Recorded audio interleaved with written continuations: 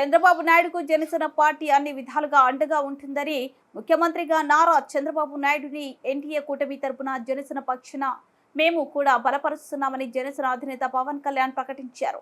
విజయవాడలో జరిగిన ఎన్డీఏ సమావేశంలో పవన్ కళ్యాణ్ మాట్లాడుతూ చంద్రబాబు అనుభవంతో రాష్ట్రం రాబోయే రోజుల్లో మరింత అభివృద్ధి చెందే అవకాశం ఉందని, రాష్ట్ర అభివృద్ధి లక్ష్యంగా జనసేన అన్ని విధాలుగా తెలుగుదేశం పార్టీకి అండగా ఉంటుందని పవన్ కళ్యాణ్ ప్రకటించారు.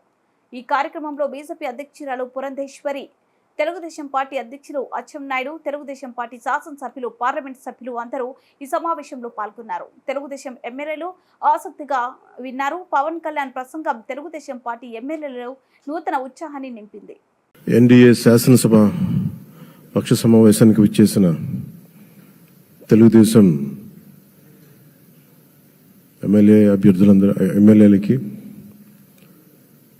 జనసేన ఎమ్మెల్యేలకి, భారతీయ జనతా పార్టీ ఎమ్మెల్యేలకి మనస్ఫూర్తిగా మీ అందరికీ నా హృదయపూర్వక నమస్కారాలు.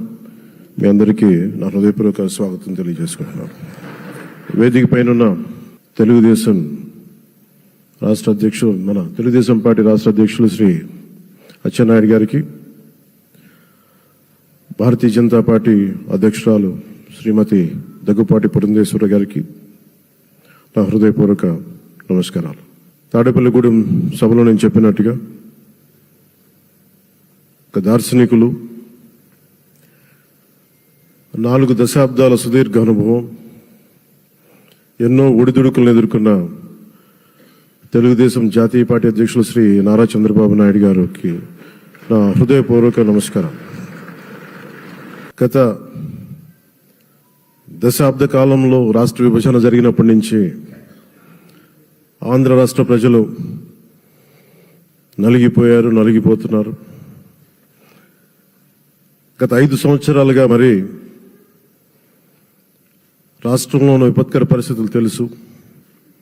మనందరం సమిష్టిగా పోరాటం చేసి కలిసికట్టుగా ఉండి అద్భుతమైన మెజారిటీలతోటి 164 శాసనసభ స్థానాలని ఎన్డీఏ కూటమి దక్కించుకుంది. అద్భుతమైన విజయం.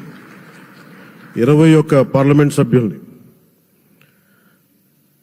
మన సెంట్రల్ హాల్లో కూడా మాట్లాడుతూ ఉంటే అందరికీ ఆంధ్రప్రదేశ్ విజయం, తెలుగుదేశం, జనసేన, భారతీయ జనతా పార్టీతో కూడిన ఎన్డీఏ కూటమి విజయం దేశం మొత్తం చాలా ఒక స్ఫూర్తినిచ్చింది. ప్రతి ఒక్కరి విజయాన్ని వారి వారి రాష్ట్రాల్లో ఎలా దీన్ని ముందుకు తీసుకెళ్లాలి, ఒక్క ఓటు చీలకుండా అలయన్స్ అంటే ఎలా ఉండాలి అనేది మన ఆంధ్ర ప్రాంత ప్రజలు, మన ఆంధ్ర రాష్ట్ర ప్రజలు మనందరం కలిసి కట్టుగా చూపించాం. 2021 మార్చి 14న ఇప్పటం సభలో నేను ఒకటే తెలియజేసుకున్నాను, ఆ ప్రభుత్వ వ్యతిరేక ఓటుని చీలనివ్వను. ఆ మాట మీద ఉన్నాం, ఆ మాట మీద నిలబడ్డాం. ఒడిదుడుకులు ఎదుర్కొన్నాం, తగ్గాం, కానీ నిలబడ్డాం. ప్రజల నమ్మకాన్ని పెంచాం. అద్భుతమైన మెజారిటీతో ఈ రోజున మనం ప్రభుత్వాన్ని స్థాపిస్తున్నాం. చాలా మాటలు ఇచ్చాం. పొద్దున కూడా జనసేన లెజిస్లేటివ్ పార్టీ మీటింగ్లో నాయకుడిగా ఎన్నుకున్న సందర్భంలో మాట్లాడుతూ మనం చాలా మాటలు ఇచ్చాం. ఇది కక్ష సాధింపులకి సమయం కాదు, ఇది వ్యక్తిగత దూషణలకి సమయం కాదు. ఇది 5 కోట్ల మంది పైగా ప్రజలు మన మీద నమ్మకాన్ని పెట్టుకున్నారు. మన మీద మనందరం ఉమ్మడిగా, మనందరం సమిష్టిగా ఆంధ్రప్రదేశ్ ప్రజలు ఏ అభివృద్ధి అయితే కోరుకుంటున్నారో మనందరం సమిష్టిగా దీన్ని ముందుకు తీసుకెళ్లాలి, అభివృద్ధి పథంలో నడిపించాలి. విద్య, వైద్యం, ఉపాధి, సాగునీరు, తాగునీరు, లా అండ్ ఆర్డర్ ఇవన్నీ చెప్పొచ్చాం. మనం బలంగా నిలబడతామని. అలాగే మేనిఫెస్టోలో, ఉమ్మడి మేనిఫెస్టోలో చాలా మాటలు ఇచ్చాం. వాటన్నిటినీ బాధ్యతగా ముందుకు తీసుకెళ్లాల్సిన అవసరం ఉంది. ఇలాంటి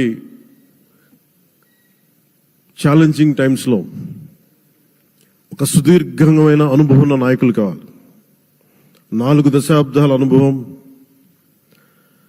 అభివృద్ధి మీద అపారమైన అవగాహన, పెట్టుబడులు తెచ్చే సమర్థత, ప్రతిభ,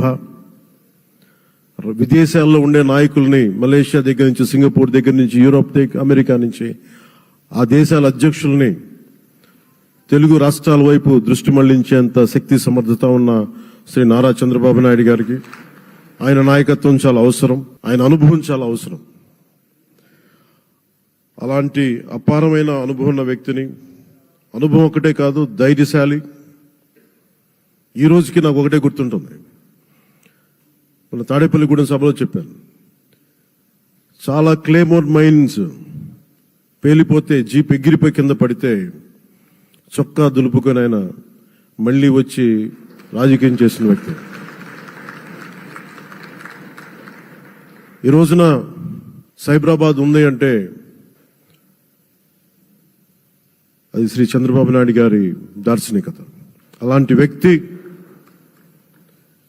ఆయన అనుభవం ఈ రోజున 2024 ఆంధ్రప్రదేశ్కి ఎన్డీఏ కూటమి తరపు నుంచి ముఖ్యమంత్రి అభ్యర్థిగా శ్రీ నారా చంద్రబాబు నాయుడు గారి పేరుని జనసేన పార్టీ పక్షాన నుంచి మేము బలపరుస్తున్నాం.